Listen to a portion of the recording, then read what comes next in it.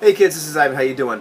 This is a video that I've been wanting to make for a few days and just kind of hesitated. One, because I didn't have a heck of a lot of time, and two, because it has occurred to me that despite the fact that I branched out, I've tried a bunch of different games, I'm playing a bunch of different games, I talk about different stuff that I used to talk about, still the foundation of my subscriber base, or watchers, or whatever you want to call yourselves, is OSR. And all that I need to prove that is when I make a video about that and the metrics go up and all that sort of stuff. So I'm always a little hesitant. Do I offend all these people? But this video really isn't, I don't think, going to be offensive or going to alienate somebody in the OSR. But what the heck am I really going to talk about anyway, now that I've blathered on for 43 seconds? Well, there's a lot of things that have happened lately that got me thinking about this. And specifically about RPG lethality and what your intentions are and how you play. And I've talked about some of this stuff recently. I am preparing to run a campaign of Lamentations of the Martian Princess, and if you want to know what that's all about, go back in my catalog and you can find all about that. But I'm excited to do that. We're planning to play every couple weeks, or I think on Wednesdays, and hopefully, fingers crossed, it'll be a campaign. However, part of my misgivings, maybe that's the wrong word, is I'm hoping, I don't have anything planned, I don't have a story planned, but there are things in the world that I'd be interested to see, like, do they encounter? What do they make of this? What will they do? And also, what will these characters turn into? Because I love that sort of thing when the characters come alive. Enter the problem. OSR games like Lamentations of the Flame Princess are pretty lethal. You have a limited hit point pool, or health pool, depending on how you want to phrase it, and especially when the characters start out, it's very easy to kill them. I made a video a long time ago talking about the idea, maybe it wasn't that long ago, that a hit die, statistically, one hit per level will kill you. And we found this out in Lamentations in Prussia, and when Jurgen went down in 2 or 3 blows. Actually, we found it out again. I played with Jason in kind of a pickup game. He asked me at the last minute, hey, do you want to join in? And he said, make a few backup characters. And sure enough, I died twice in 2 hours. Now, I'll get back to why I died, why Jurgen died, or contributing factors.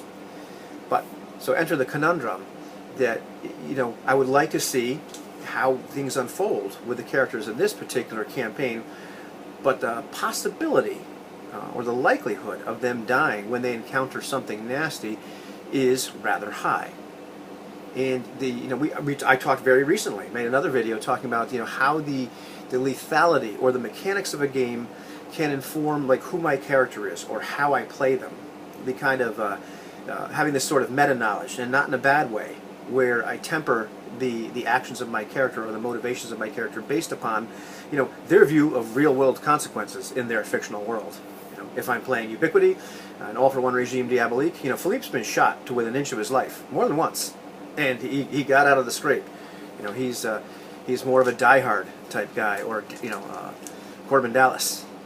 He faces those sort of consequences. However, in some other games, especially low-level Lamentations, you're a little bit more squishy. And right now I'm actually in this scene in our Mithras game where we've escaped our original predicament, but we are now outside. We are running to a car that our employer owns. There's a possibility there might be a car chase. It looks like this may happen, and there isn't enough room in the car for all of us to fit. So we're at this point now where I'm kind of quipping, are we going to draw straws to see who gets to ride in the car and who gets to play side impact airbags by standing on the running boards? Once again, if we were playing Ubiquity, Hollow Earth Expedition, easy. That'd be great. That'd be a wonderful scene. But here, of course, now, an impact with the wall of an alleyway would be very disastrous for my character. So you can imagine my trepidation, or how it's changed my decision-making process.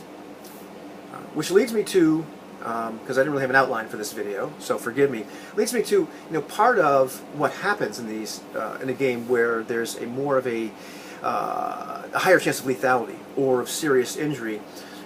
We often start to figure out well, let's play a little bit differently than we normally would, or we would if it was more heroic or pulpy, or if we were just more plain old indestructible. And part of the vibe, which I've talked about a lot in playing something like a game like Lamentations, is to play as if these consequences were quite dire, because they are. And you're not playing, and forgive me, I'm not bashing anything, but you're not playing, you know, Pathfinder or 5th edition D&D, where the answer to every problem is to, you know, pull out your sword and prepare your fireball spell and go rushing headlong into combat, because it's very likely that you're going to have an epic combat, but you're going to defeat your enemy. That's how you solve your problems, is by beating things up. In something like Lamentations, and certainly in Mars, you know, yeah, I believe there will be some fun combats involved, but also many times the best course of action is to try to avoid the threat or run away. And you know, how you play your character in a lethal system matters, or should I say that the lethal system informs a bit of how you play your character. Let me talk a little bit about why my 2 characters died and why Jurgen died. And this is not this isn't any sort of judgments, because I don't believe there's a way that you're supposed to play your character.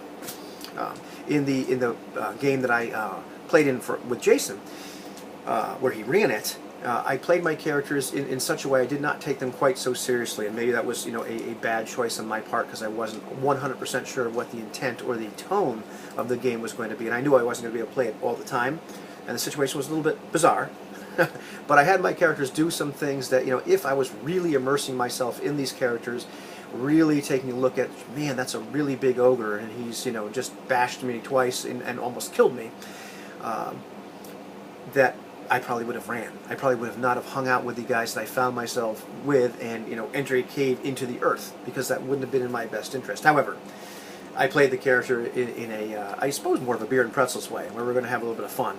And sure enough, they died. I threw caution to the wind to a certain extent.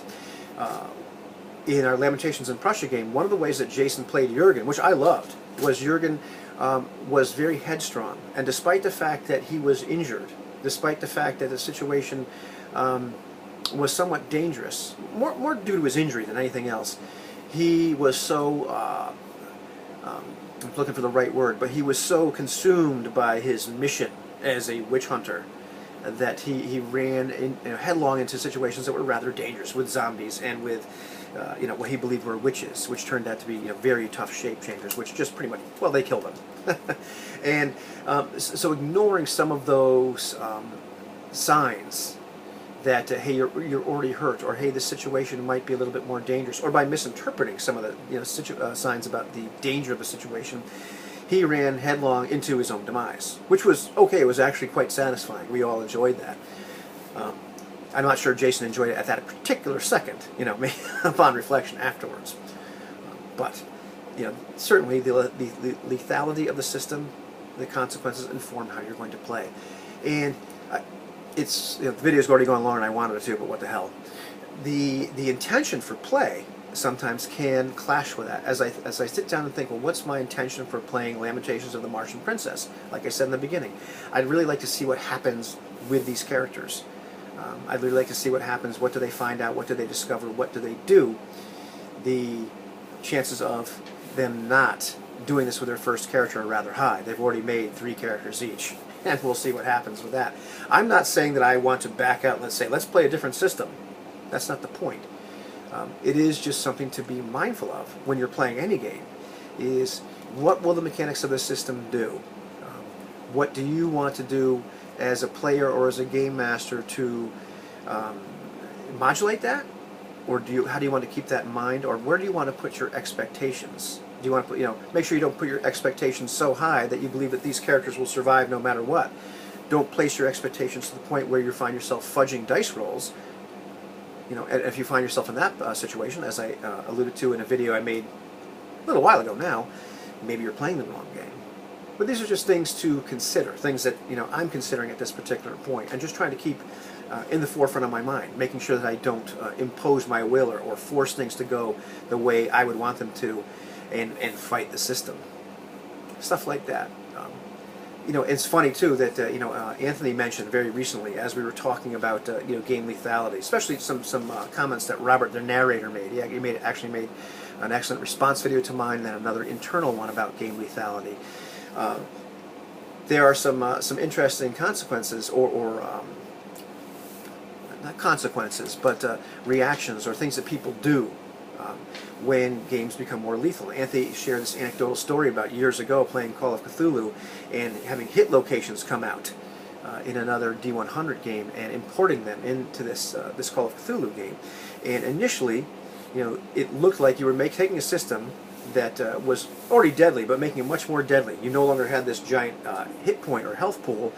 Now each part of your body had a location and a certain number of hit points before it became useless, or before you were maimed or you're really impaired. It looked like it made the game more lethal on paper, and in fact it probably did. But the effect, the unexpected consequence, that's the word I was looking for, was that the players played more carefully because they viewed the consequences differently. And as a result, the game became less lethal because they played in a more careful manner. And, one of the things that I'm hoping happens in our Lamentations of the Martian Princess game is that the game actually becomes a little less lethal than it would look like on paper, if the players modulate the behavior of their characters based on the fact that, things like these giant Scarans and Tharks and let's see, the Antha and everything else I place in there, they can kill you, and your demise is going to be very nasty. And that's not to mention all these strange creatures out there in the rest of the world, or the perils of entering a ruin and what have you, or just pissing off the town guard. So that's just kind of some of the things that have been rolling through my head as I've been thinking about game lethality, intentions for play, and then actually how you play as a result of those two things. So hopefully there was something good in that, but it was just things that have been going through my mind lately. So have a good one, kids.